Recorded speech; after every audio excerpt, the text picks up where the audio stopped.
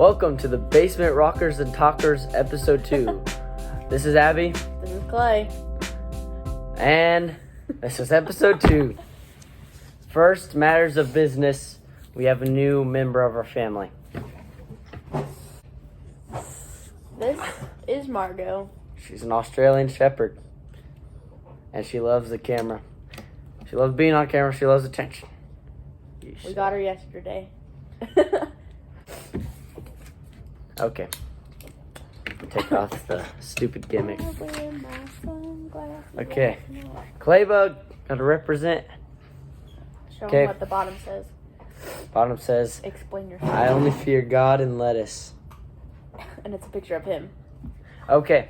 The past podcast started off slow, so we got lists this time. We're fancy. Okay.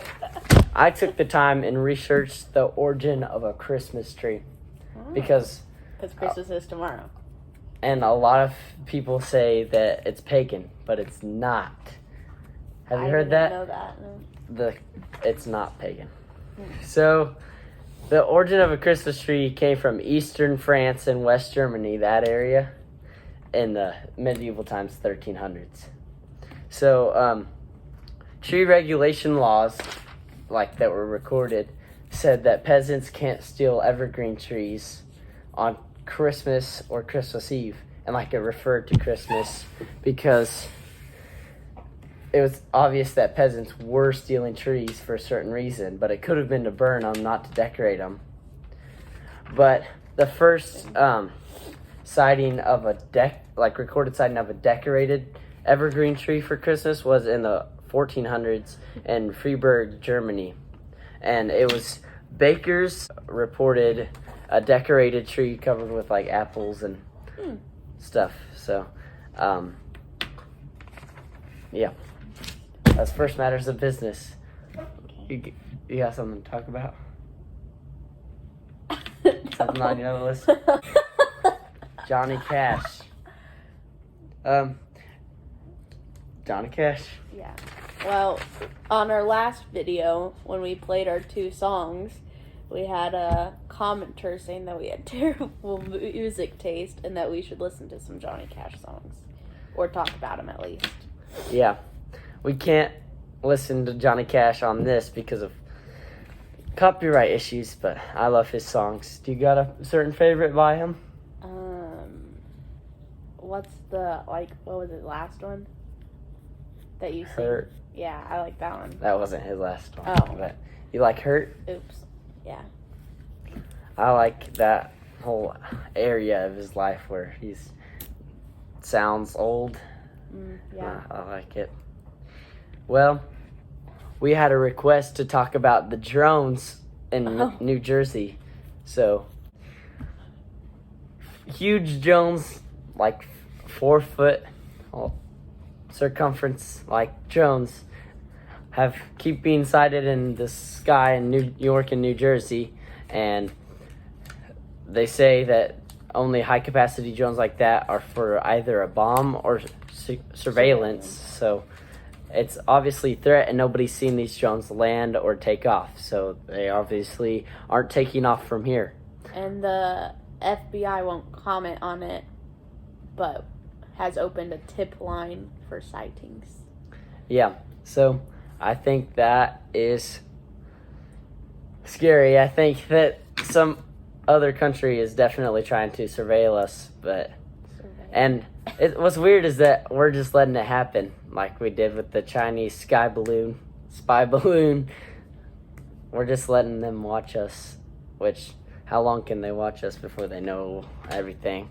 They probably already do from TikTok. Probably true. Today we were down by the river, and we were talking about how nice it'd be to just go forage and make a big stew, because there was wild carrot, there was watercress, there was wild onion, and there was the shelf mushroom that you can boil. Oh, right. Yeah. And there were squirrels that we could throw in a stew too. Yeah, we were talking about how you could just go out there and make yourself a stew. That'd be tasty for sure. But yeah. Yeah. Do you think you would want to try it? Like, go out for a week and Yeah. see if you could live? How long do you think it could survive? Like, in Missouri? Yeah. I think for a long time. Like, at least a month. A month, you think, without fire? I mean, you'd get a fire. Like, I'm sure by a month you would learn how to make a fire. Yeah. That's true. But I wonder how you would do, like, on a lone Yeah. show. Because, like, that's always cold. Yeah, Like, very cold. Most of the time Yeah. it's not like Missouri weather. It's like, a raisin. I wouldn't do it. Yeah.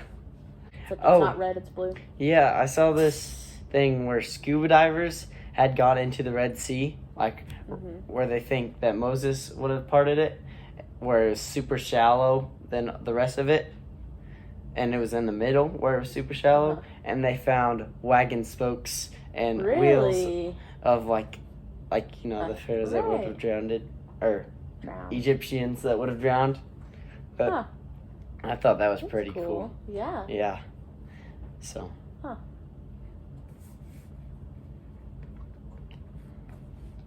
Do you think Bigfoot is real?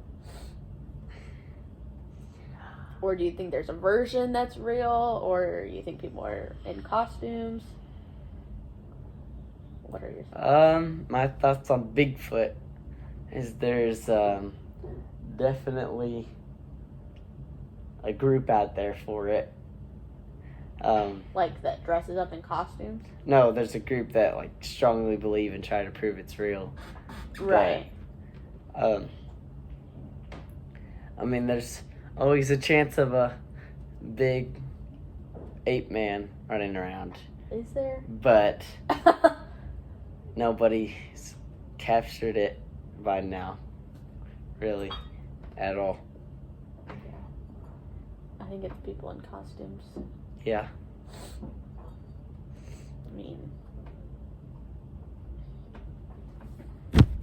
I think it's costumes. Well, I mean, maybe not all of them, but all the pictures that I've seen has looked like costumes. I've heard the theory that, like, when we were Pangea, like when all the continents were together, that, like, gorillas came over, and that someone thinks that people think it's gorillas, but gorillas don't walk like that. And I mean, if it was just a gorilla, people would be able to catch it. Like, if they needed evidence, it wouldn't just be, like, just pictures. It would have, like, they're not smart enough to not be caught. Unless they're Planet of the Apes. Then Yeah, Planet of the Apes, that would be crazy. I know they're not all gorillas, but there are gorillas. Yeah. So I watched this documentary, and I didn't watch the whole thing, but about Bigfoot, and I don't remember what it was on, if it was Hulu or YouTube, but it said that, like, most sightings are about, like, you just see him and he runs or something,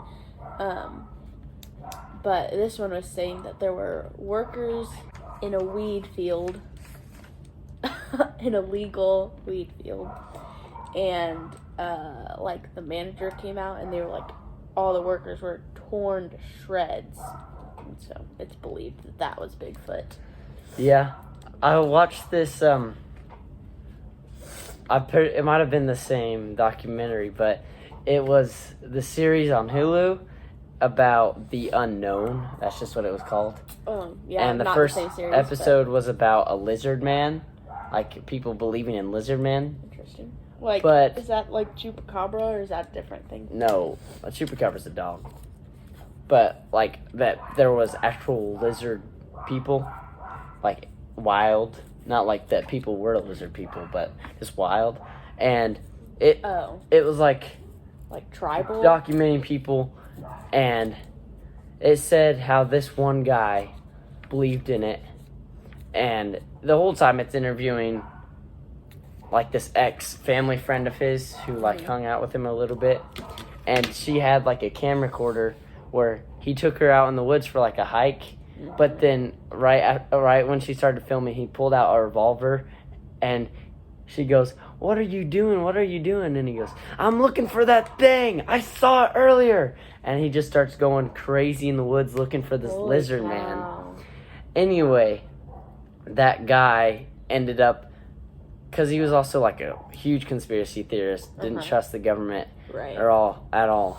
And he ended up, so it was in Nashville, Tennessee. He ended up getting an RV and blowing up the AT&T cell servers, like with a homemade bomb. Ooh. So, yeah. So that just shows that those conspiracy theorists go crazy. Yeah, I have two things. Yeah. That are totally different.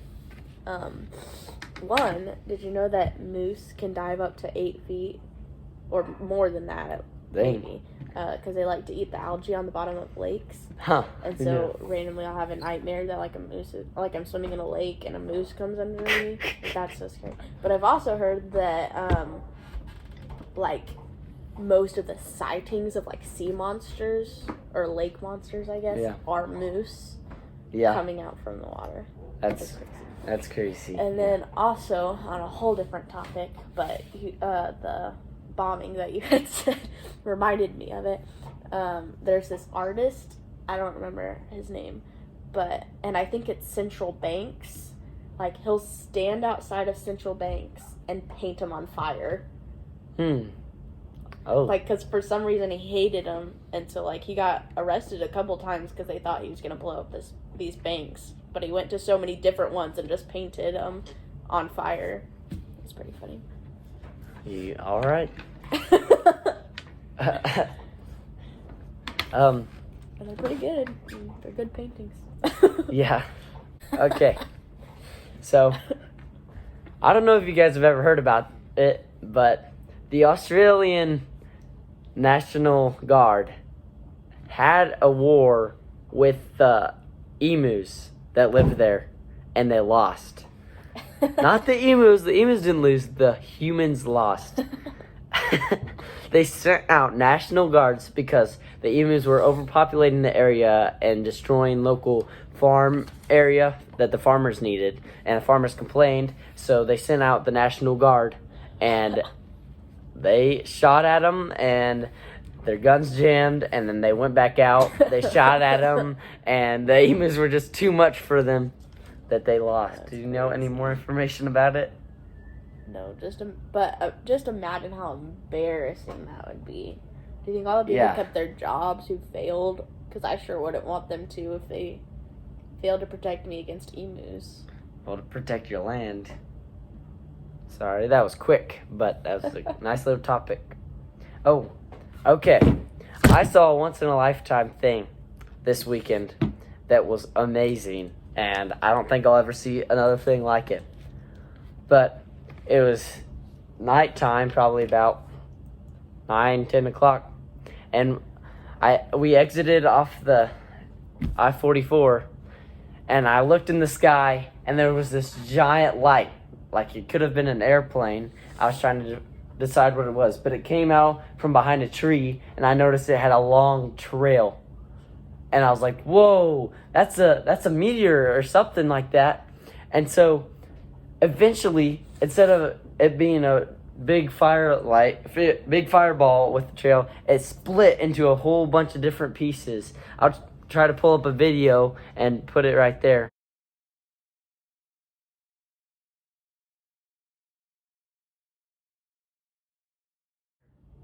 But anyway, it was amazing. Split up into a whole bunch of pieces with big trails, and then it disappeared into the night. It was pretty cool. And apparently it was SpaceX. They had re-entered some space junk, but it looked cool. Huh. Also, I found out today what I know about and what I don't know about. Because whenever, like, our uncle's been here, he knows a lot about everything, and he's always like, "Do you know this? Right. Do you know about this?" And I'm like, no. But when we got to the river today, I had the advantage because I was just talking about it, and I was like, this is all I know about Missouri wildlife. Right. That's all the information packed up in my head. So I was showing him all the edible plants and just That's cool. nature I don't stuff. have that skill. But it's something that you know about that you can talk to others about, make you feel smart and then feel dumb.